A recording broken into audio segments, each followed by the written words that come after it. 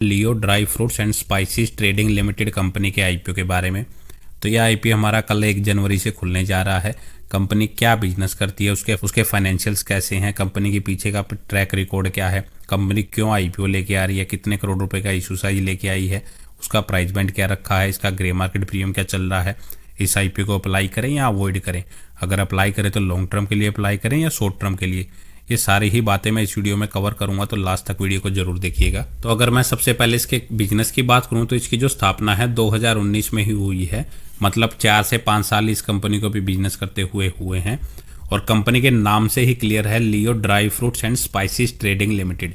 तो कंपनी जो भी हमारे ड्राई फ्रूट्स एंड स्पाइसेस होते हैं उनकी ट्रेडिंग के साथ साथ उनकी मैन्युफैक्चरिंग का भी कंपनी काम करती है। ट्रेडिंग से मतलब है कि वो कंपनी डायरेक्टली मसाले और ड्राई फ्रूट्स खरीदती है एक जगह से, फिर उनको डायरेक्टली अपने कंज्यूमर स्टोर्स के थ्रू या फिर डायरेक्टली कस्टमर्स को बेचती है। कंपनी जो ये ड्राई फ्रूट्स बेचती है उनको वो जो ब्रांड नेम से बेचती है वो वंदू ब्रांड नेम से बेचती है। के साथ ही कंपनी कुछ frozen and semi fried product भी बेचती है जिनको फ्राइड ब्रांड नेम से कंपनी बेचती हुई नजर आ रही है। ये मेनली प्रोडक्ट्स की बात करें तो company whole and blended spices, roasted and flavoured dry fruits, ghee, seasoning and other grocery items हैं जो कि पैकेजिंग साइजेज में अवेलेबल होते हैं, उनको बेचती हुई नजर आ रही है। कंपनी ने जैसा कि मैंने बताया अपने बिजनेस को 2 सेगमेंट में इसने डिवाइड किया हुआ है, एक है ट्रेडिंग, एक है manufacturing and processing. Company mainly 3 business segment में ऑपरेट करती हुई नजर आ रही है, B2B, B2C and D2C। B2B होता है business to business. Company mainly जो मसाले वगैरह या ड्राई फ्रूट्स बेचती है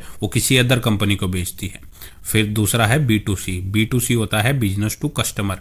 बिजनेस टू कस्टमर में कंपनी मसाले वो बना रही है उनको अपने कस्टमर्स को बेचती है, लेकिन डायरेक्टली ना बेच के उनको अपने जो रिटेल के स्टोर्स हैं उनके थ्रू या फिर जो भी ऑनलाइन प्लेटफॉर्म है उनके थ्रू, जैसे अमेजोन, फ्लिपकार्ट, उनके थ्रू कंपनी अपने कस्टमर्स को बेचती है। तीसरा है D2C, डायरेक्ट टू कस्टमर। इसमें कंपनी जो अपने ये प्रोडक्ट हैं वो डायरेक्टली कस्टमर को बेचती है, बिना किसी इंटरमीडिएट के वो डायरेक्टली उनको बेचती है। ठीक ठाक ही कंपनी का बिजनेस नजर आ रहा है और इसकी अगर आप रिवेन्यू देखेंगे तो काफी तेजी से कंपनी ग्रोथ करती हुई नजर आ रही है।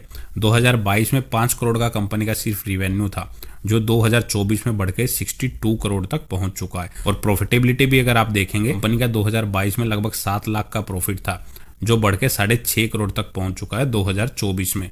तो काफी तेजी से कंपनी ग्रो करती हुई नजर आ रही है और कंपनी के पास लगभग 23 करोड़ के रिजर्व हैं और लगभग 17 करोड़ का कर्जा इसके ऊपर देखने को मिल रहा है। कंपनी के जो फाइनेंशियल्स हैं वो काफी अच्छे नजर आ रहे हैं, काफी तेजी से कंपनी ग्रोथ करती हुई नजर आ रही है। लेकिन अगर आप कंपनी की मार्केट कैप देखेंगे करंट प्राइस के अकॉर्डिंग, वो सिर्फ 93 करोड़ की है, काफी छोटी ये कंपनी नजर आ रही है। डेप्ट टू इक्विटी रेशियो 0.27 का है, कंपनी उसको इजीली मैनेज कर सकती है। कंपनी 14 के मल्टीपल पीई पे अपने आईपीओ को लेके आ रही है, तो वैल्यूएशन तो काफी ठीक ठाक रखी है। अगर हम कंपनी की वैल्यूएशन को इसके लिस्टेड कंपटीटर से कंपेयर करें तो उसमें जो कंपनी के लिस्टेड कंपटीटर हैं, Jetmal spices, HOAC foods and Madhusudan masala, उनका जो पी रेशियो चल रहा है वो 24 से 156 के बीच में चलता हुआ नजर आ रहा है। तो उनके कंपैरिजन में कंपनी की जो वैल्यूएशन है वो काफी अच्छी नजर आ रही है और कंपनी का जो EPS है वो 5.21 का है, जो कि इसके कंपटीटर्स के आसपास ही नजर आ रहा है।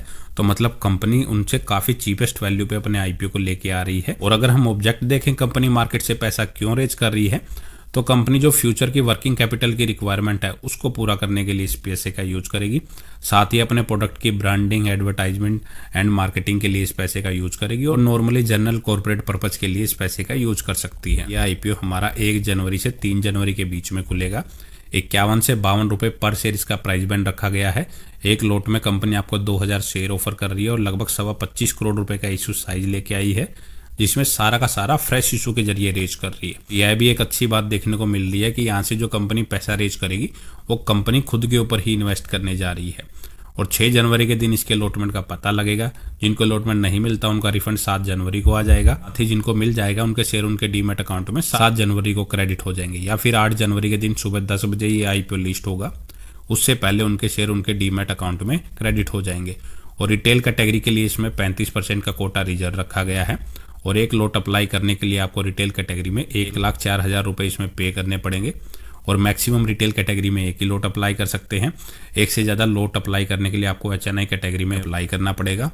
और उसके अलावा प्री आईपीओ जो प्रमोटर्स की होल्डिंग है वो 52% की है, पोस्ट आईपीओ घट के 38% की रह जाएगी। तो लगभग 14% की हिस्सेदारी यहाँ पे बेची जा रही है।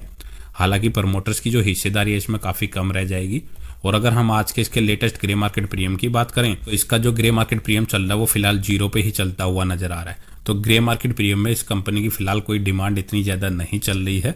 तो ओवरऑल बात करें इस आईपीओ को अप्लाई करें या ना करें, तो अगर दोस्तों मैं कंपनी को उसके बिजनेस और उसके रिवेन्यू या उसके फाइनेंशियल्स के थ्रू कंपेयर करूँ तो कंपनी काफ़ी तेज़ी से ग्रोथ करती हुई नज़र आ रही है। तो अगर आने वाले टाइम में कंपनी ऐसी ही ग्रोथ रखती है तो ये काफ़ी अच्छे रिटर्न बना के दे सकती है। लेकिन इसका ग्रे मार्केट प्रीमियम फिलहाल 0 पे ही चल रहा है। टिंग इन करंट के हिसाब से आपको बिल्कुल नहीं दे सकती। तो अगर सोचें कि इस आईपीओ को अप्लाई करें या ना करें, मैं तो फिलहाल अभी इस आईपीओ